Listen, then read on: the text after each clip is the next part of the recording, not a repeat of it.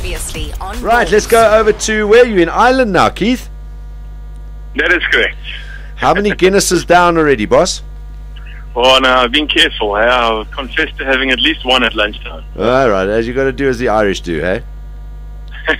Correct. Yeah, I was sitting watching the Italian Open. There's just something about watching European Tour events I thoroughly enjoy more than watching PGA events. I don't know what it is. It just seems to have just such a lack of vibe about it. But, geez, you guys get to see some awesome parts of the world, eh? It's phenomenal. I mean, Italy was beautiful.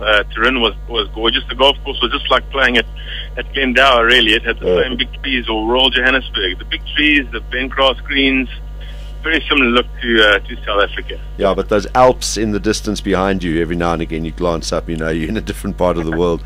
And an awesome tournament for the South Africans. I mean, I was watching, I think I caught every day except day 3. And I was watching day 1, and I thought, gee, it's a South African onslaught coming here. Yeah, well, South Africans are playing really well. You know, every single week, virtually, there's, I think, bar a week in Holland, but it wasn't that good a week for the South Africans. We've been up there virtually every week. One of the South Africans has been performing, and it's great. You know, there's quite a few of us on the tour, and it's a good vibe. Everybody's pretty positive, and sort of every week, there's somebody there. Yeah. And just having a look at that leaderboard, obviously Garth was our leading South African, just missed out there coming down the straight. There was Jaco, who was, I think, second South African. You were there, also top 20 as well. So awesome performance from you. But just looking at that entire leaderboard, for the guys that kind of missed out, it seems like everyone somewhere had one round. And I mean, 71 or shooting a 70 or 71 in normal conditions isn't a bad round in the context of shooting another, 66, 67, 65s. But in that tournament, it seems like those rounds kind of cost those guys.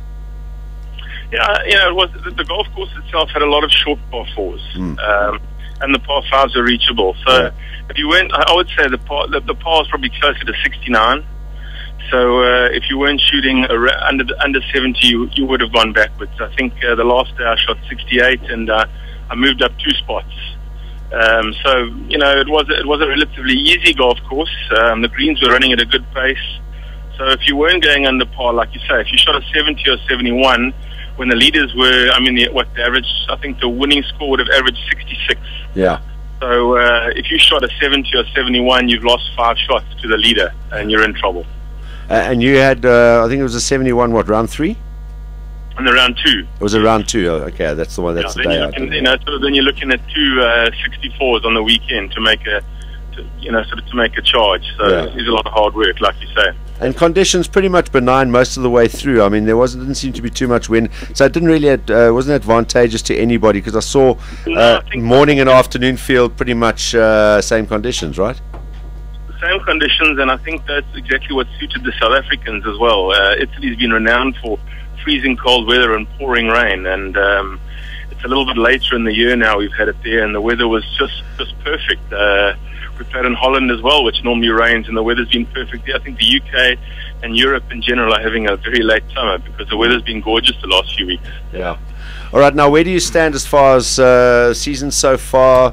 We've seen 1 or 2 guys that are battling to keep their card. We're getting down to that part of the season, and things like Race for Dubai and stuff like that.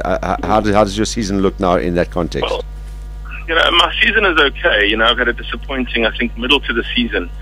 I generally haven't really played well in June and July as it is, but I'm done. I think I'll be fine. I think the Race to Dubai top 115 is going to be very low this year.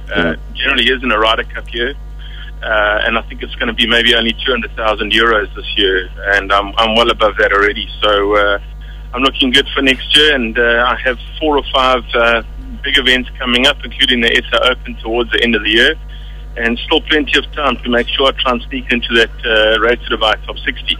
Awesome stuff, yeah, and you must be absolutely over the moon about the Sunshine Tour year coming up. 6 co-sanctioned events, eh?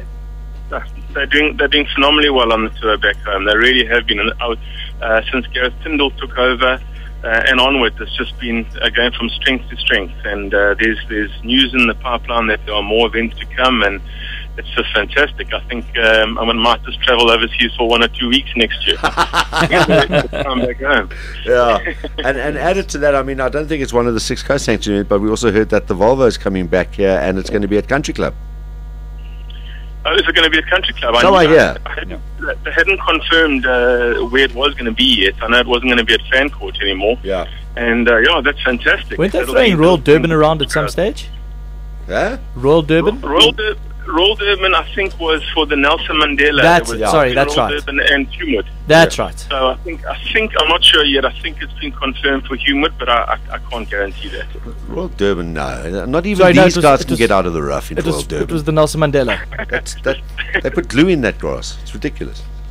That's I grew up there. That's where I learned my golf, along with Warren Avery and Brad Davison and the Sabatini family over there. So yes, I think you get strong wrists if you grow up at Royal Durban. Absolutely. It's the par 72, eh? Most of them are, John. Yes. It used to be a par 73. Oh, thank you. Yes. Oh, like you knew that. Right. Says John, Says John, whose only experience on a golf course was kneecapping a caddy on the first hole and then having a restraining order from any golf course in Joburg. Yeah. So.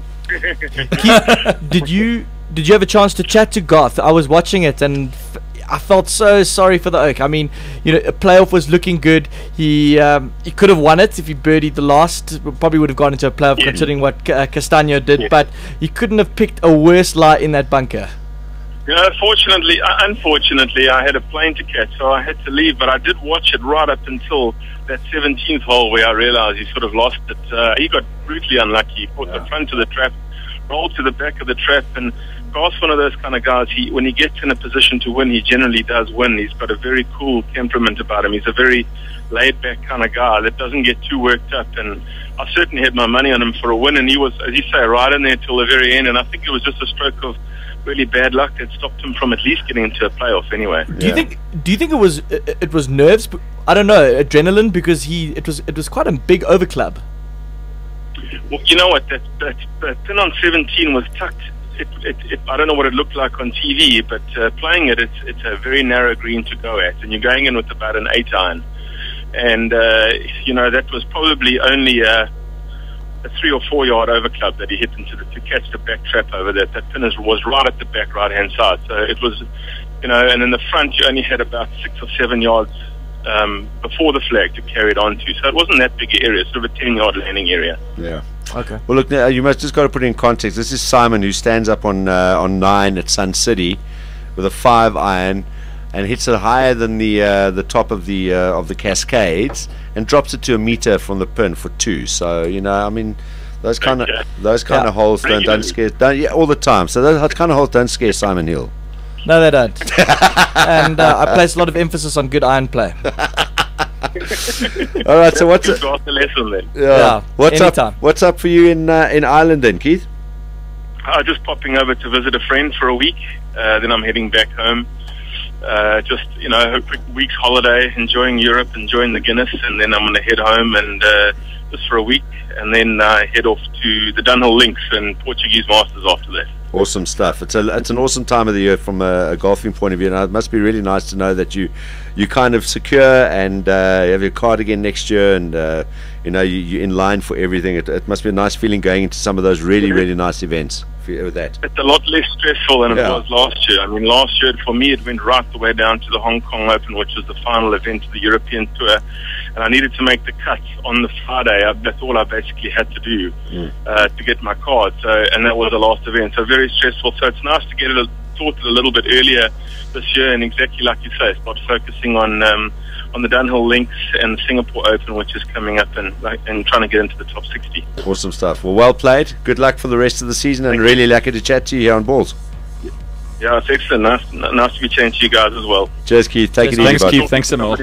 Cheers, man. Bye. There we go. Now you can have another Guinness.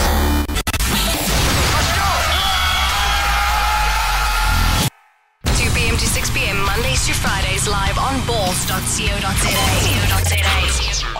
Balls.co.za.